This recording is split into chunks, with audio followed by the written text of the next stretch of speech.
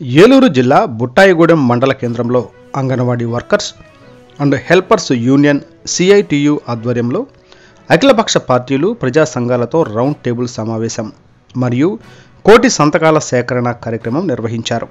ఈ సందర్భంగా పలువురు నాయకులు మాట్లాడుతూ సమ్మె ప్రారంభించి నేటికి 32 రోజులు కావస్తున్నా రాష్ట్ర ప్రభుత్వం ఇచ్చిన హామీలు నెరవేర్చడంలో విఫలమైందని, తెలంగాణలో కన్నా 1000 రూపాయలు అదనంగా పెంచాలని, సుప్రీంకోర్టు తీర్పు ప్రకారం గ్రాడ్యుటీ చెల్లించాలని అన్నారు. న్యాయమైన కోర్కెలు నెరవేర్చకుండా ప్రభుత్వం వీరిపై ఎస్మా ప్రయోగించిందని, జనవరి 5లోగా విధులకు హాజరు కాకుంటే తొలగిస్తామని నోటీసులు ఇవ్వడం దుర్మార్గపు చర్య అని అన్నారు. ఈ కార్యక్రమంలో సిఐటియు జిల్లా సహాయ కార్యదర్శి ఎం నాగమణి, టీడీపీ మండల నాయకులు సున్నం నాగేశ్వరరావు, సిపిఎం పార్టీ మండల కార్యదర్శి తెల్లం రామకృష్ణ,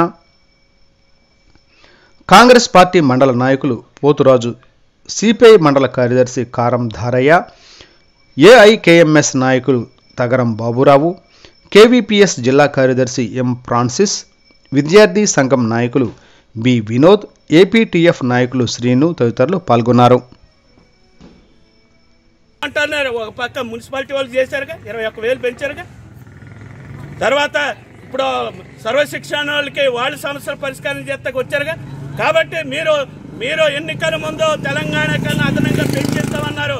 కాబట్టి ఇప్పుడు మీరు అధికారం వచ్చి 4.5 ఏళ్లు కావస్తా ఉంది, ₹1 అంగన్వాడీ వాళ్ళకి చెల్లించలేదు.